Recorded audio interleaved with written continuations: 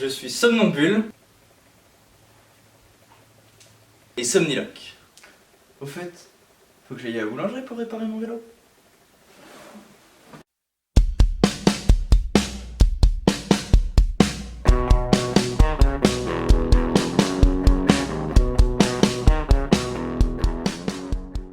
Des maths à tous, c'est Cyril. Je vous retrouve aujourd'hui pour vous parler d'un problème présent chez environ 3% de la population et qui me touche directement, à savoir le somnambulisme. La somniloquie, quant à elle, est un phénomène relativement courant touchant une grande partie de la population qui n'en a pas forcément conscience. J'imagine que vous connaissez tous le somnambulisme, le fait d'effectuer diverses actions tout en étant dans un état d'inconscience. Mais que savez-vous de la somniloquie? Somniloquie, émission de sons plus ou moins bien articulés durant le sommeil. Pour faire simple, c'est le fait de parler plus ou moins distinctement lorsque l'on dort. Dans cette vidéo, je vais vous parler de diverses situations de somnambulisme et de somniloquie que j'ai réellement vécues ces dernières années. Numéro 1. Il y a environ une dizaine d'années, je me suis levé en pleine nuit, j'ai pris mon petit déjeuner tranquillement et je suis retourné me coucher.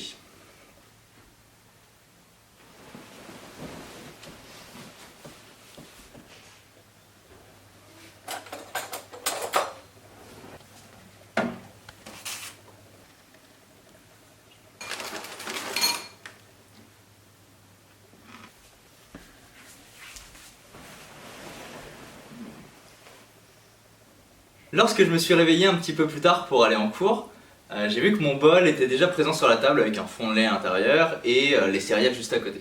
Et ouais, mon moi somnambule n'avait même pas pris le temps de débarrasser. Du coup, j'ai mangé une seconde fois.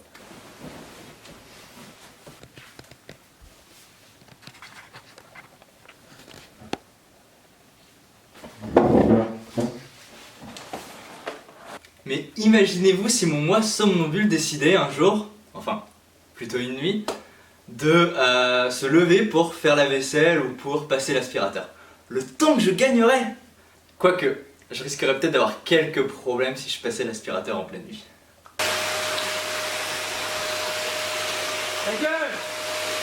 Numéro 2. Il y a environ 5 ou 6 ans, alors que j'étais en vacances avec mes cousins en Auvergne, il m'est arrivé une chose particulièrement étrange.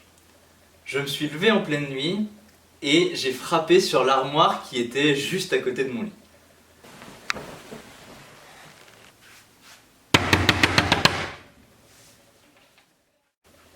Pourquoi j'ai fait ça? J'en sais pas trop, elle avait sûrement dû m'insulter dans mon sommeil, je ne sais pas. Évidemment, mes cousins m'ont demandé ce que je faisais là. Et je pense que si je leur avais dit que l'armoire m'avait insulté, je serais passé pour un fou. Numéro 3.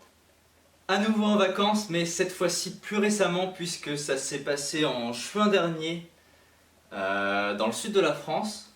J'étais parti en vacances avec des amis et un de mes cousins. Et il m'est arrivé deux choses cette fois-ci en pleine nuit. À nouveau en pleine nuit, forcément, vous l'aurez deviné, cette vidéo traitant des troubles du sommeil, c'est forcément dans la nuit. Quoique ça peut être si tu fais une sieste, mais cela n'est pas le débat.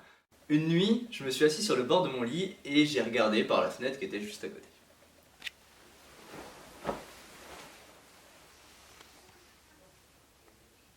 Mon cousin qui dormait avec moi dans la chambre et qui ne dormait pas à ce moment-là, m'a demandé ce que j'étais en train de faire. La seule réponse que j'ai pu lui donner a été je joue avec Chloé. Une seconde nuit, il paraîtrait que j'ai prononcé le prénom de la copine d'un de nos amis, alors que les deux étaient présents avec nous en vacances. Non, je te jure, j'ai pas rêvé d'elle. Numéro 4. Comme vous le savez peut-être déjà, je suis parti cet été au Danemark dans le cadre d'un chantier international. J'ai réalisé une petite vidéo à ce sujet que vous pourrez retrouver ici si vous ne l'avez pas vue. Lors de ce chantier avec 15 volontaires de différents pays, le seul moyen de communiquer entre nous était l'anglais forcément. J'étais tellement bien intégré dans ce chantier que la personne qui dormait dans le lit juste à côté de moi m'a dit un jour que j'avais parlé dans mon sommeil, mais en anglais.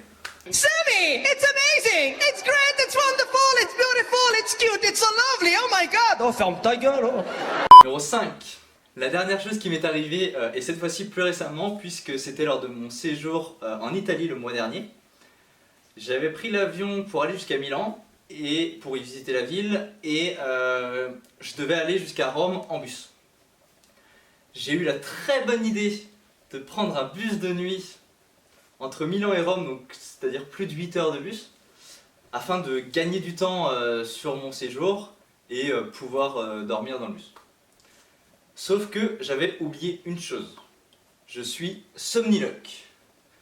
Du coup, ce qui devait arriver arriva. Évidemment, j'ai parlé dans mon sommeil. Vers 5 heures du matin, alors que tout le monde ou presque dormait dans le bus, j'ai entendu un téléphone qui sonnait. Alors je pourrais pas dire si c'était dans mon rêve ou si c'était vraiment dans le bus. Mais ce qui est sûr, c'est que j'ai gardé les bonnes habitudes de mon boulot. Il faut savoir qu'à mon boulot, je suis au standard téléphonique. Donc c'est moi qui reçois tous les appels et j'ai une phrase toute prête qui est « Cabinet IGL, bonjour ». Imaginez donc cette phrase à 5 heures du matin dans un bus endormi. Évidemment, j'ai réveillé plusieurs personnes, moi y compris. Bon, encore, que je réveille les autres, c'est pas bien grave. Mais moi, heureusement, personne n'a pu comprendre ce que je racontais puisque j'étais le seul français à bord. On rigole plus, mon petit cœur. Dans les années 80, bah oui, rien qu'une larme dans tes yeux. Voilà pour mon top 5, je ne vous ai parlé ici que de mes 5 situations les plus marquantes en termes de somnambulisme et de somniloquie. J'en ai vécu certaines autres, mais elles étaient beaucoup moins intéressantes. Voilà pour ce qui est du somnambulisme. Vous le savez peut-être, il existe différentes étapes dans le somnambulisme. La mienne étant la plus courante et la plus normale, on va dire. Il existe d'autres stades de somnambulisme moins fréquents, mais beaucoup plus dangereux.